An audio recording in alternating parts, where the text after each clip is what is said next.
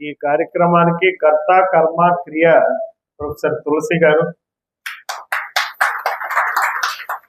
వారు ఇక్కడే కాకుండా ఆమె శ్రీకాకుళం నుంచి, ఆయన శ్రీకాకుళం సొంత జిల్లా, తిరుపతిలో ప్రొఫెసర్గా పనిచేస్తూ మరి అటు శ్రీకాకుళం ఇటు వైజాగ్ అట్లానే తిరుపతి ప్రాంతాల నుంచి కూడా విజయవాడ ప్రాంతాల నుంచి కూడా చాలా మంది మరి మహిళలు వచ్చారు, అలానే పురుషులు కూడా వచ్చారు.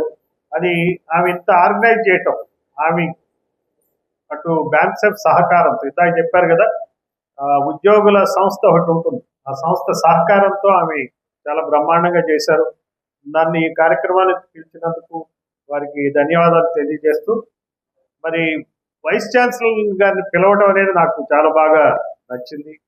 ఎందుకంటే ఆమె కూడా పవర్ఫుల్ వైస్ ఛాన్సలర్, మహిళలందరికీ స్ఫూర్తిగా, మహిళలకే కాదు మగవాళ్ళకు కూడా స్ఫూర్తిగా ఉండేటువంటి వైస్ ఛాన్సలర్, గ్రేట్ టీచర్. మరి సావిత్రిబాయి పూలే మన మొట్టమొదటి టీచర్ కాబట్టి trained teacher, first trained teacher. నిజంగా చెప్పాలంటే ఈ రోజున ఉపాధ్యాయుల దినోత్సవం చేయాలి. నిజం చెప్పాలంటే సెప్టెంబర్ 5 కాదు, సెప్టెంబర్ 5 ఏదైనా కావాలంటే ఇంకోటి చేసుకోండి, కానీ ఇది నిజంగా ఉపాధ్యాయుల దినోత్సవం చేయాల్సిన రోజు. ఇక సావిత్రిబాయి పూలే గారి విజన్ ఏదుందో ఆ విజను పూర్తిగా సఫలం కాలేదు, ఇందాక సురేష్ గారు కూడా చెప్పారు. మన రాజ్యాంగంలో మనం అందరూ సమానమే అంటారు అని రాసింది, కానీ సమానం కాదు. మన ఇంకా అట్లానే అంతరాలు ఉన్నాయి. సో ఈ అంతరాలు అనేవి వీటిని గుర్తించింది ఎవరు? జ్యోతిబా పూలే, సావిత్రిబాయి పూలే 200 సంవత్సరాల క్రితం గుర్తించారు.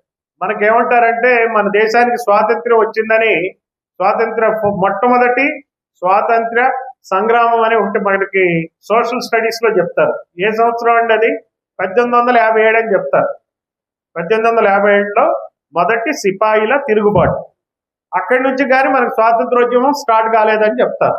కానీ నిజమైన స్వాతంత్రోద్యమం స్టార్ట్ అయింది 1848లో ఈ స్కూళ్ళ ఏర్పాటుతో స్టార్ట్ అయింది. స్కూళ్ళు పెట్టడం వల్లనే, విద్యాలయాలు పెట్టడం వల్లనే. ఆ విద్యాలయాలు కూడా ఎవరికి పెట్టారు? అప్పటి వరకు బ్రాహ్మణులకు పెట్టారు, బ్రాహ్మణ స్త్రీలకు కూడా లేవు. చిత్రం ఏంటంటే ఈ దేశంలో సగానికి సగం మహిళలు ఉంటారు. మనం బీసీలు, ఎస్సీలు, ఎస్టీలు అని మాట్లాడుకుంటా వెనకబడి ఉన్నాం అనుకుంటాం. అసలు సగానికి సగం ఆడవాళ్ళు ఇంకా వెనకబడే ఉన్నారు ఈ దేశంలో.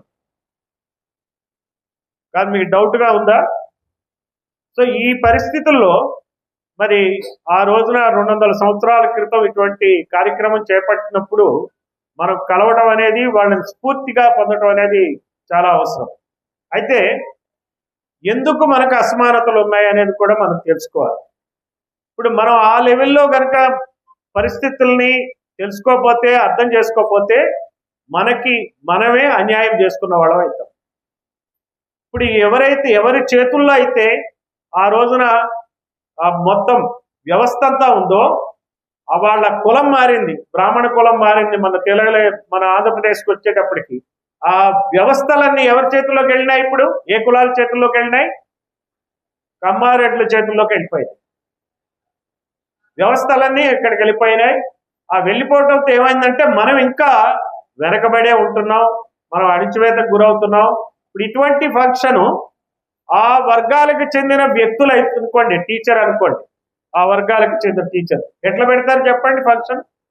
దానికి వైస్ ప్రెసిడెంట్లు, మాజీ వైస్ ప్రెసిడెంట్లు, మాజీ ముఖ్యమంత్రులు అందరూ దిగొచ్చి దాన్ని ఒక బ్రహ్మాండంగా తయారు చేసి దాన్ని ఆర్గనైజ్ చేసేటువంటి పరిస్థితుల్లో. అందుకనే ఈ రోజున మన వర్గాలకు జరుగుతున్న వివక్ష ఏదైతే ఉందో, ఈ వివక్ష ఎలా జరుగుతుందని మనం తెలుసుకుని ఈ వివక్షని ఎట్లా తొలగించాలని కూడా మనం ఆలోచించాలి. అంతేగాని వదిలేసుకుని కూర్చుంటే, ఇందాక వైస్ ఛాన్సలర్ గారు అన్నారు కదా, నాకు ఈ ప్రాబ్లమ్స్ వల్ల నేనేం చేయలేకపోతున్నాను, నాకు అది ఇష్యూ ఉంది, ఇది ఇష్యూ ఉంది, హెల్త్ లేదు, లేకపోతే అనే దృష్టితో మనం పోకుండా మనం అందరం కూడా మన సమాజం కోసం పనిచేయటానికి ప్రయత్నిద్దాం. ఆ మార్గంలోనే మేము మన ప్రొఫెసర్ తులసి గారు నడుస్తున్నారు. ఇక్కడ చాలా మంది ఉన్నారు, చాలా మంది మా జయరాజ్ గారు ఉన్నారు, ఆయన మేధావి, మా ప్రెసిడెంట్ లకే రాజారావు గారు, ఆయన ఎమ్మెల్యేగా బహుజన్ సమాజ్ పార్టీలో మొట్టమొదటిసారి సౌత్ ఇండియా ఎమ్మెల్యేగా గెలిచింది ఆయనే. సౌత్ ఇండియాలో మొట్టమొదటిసారి 2000 నుంచి 2004 సంవత్సరం వరకు ఆయన ఎమ్మెల్యేగా పనిచేశారు. అప్పటి నుంచి ఇప్పటి వరకు ఆయన కూడా ఈ వాదాన్ని దాటిపోవాలి. ఆయనకు వైసీపీ నుంచి కానీ, కాంగ్రెస్ నుంచి కానీ, టీడీపీ నుంచి కానీ వచ్చినాయి చాలా ఇన్విటేషన్స్. ఎప్పుడూ ఏ పార్టీకి వెళ్ళలేదు. ఈ వాదంతోనే ఆయన ఉన్నాడు. ఇట్లా పాల్ గారు ఉన్నారు, బ్రహ్మాండం, మన professor from Andhra university, so మంచి ఆరేటర్. దీన్ని ఇట్లా మనం అందరం కూడా మన సమాజం కోసం మనం పనిచేయటం అనేది మొదలు పెట్టాలి. మన కోసం వేరే వాళ్ళు పనిచేయరు, మన కోసం మనమే పని చేసుకోవాలా. ఆ దృష్టితో మనం ముందుకు పోదాం. మరి ఈ అవకాశం ఇచ్చినటువంటి ప్రొఫెసర్ తులసి గారికి ధన్యవాదాలు తెలియజేస్తూ సెలవు తీసుకుంటాం.